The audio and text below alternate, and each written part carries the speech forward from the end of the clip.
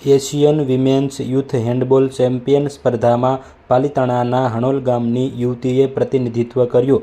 જિલ્લા અને દેશનું નામ રોશન કર્યું.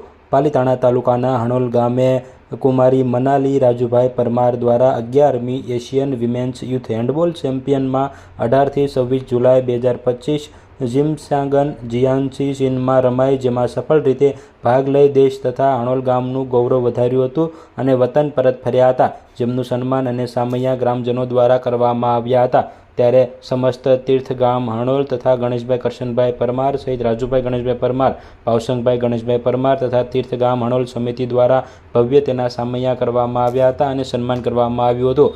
ગામ, દેશ, જિલ્લા સહિતનું નામ રોશન કરતા તેમનું સન્માન કર્યું હતું અને ભવ્ય સ્વાગત કરવામાં આવ્યું હતું.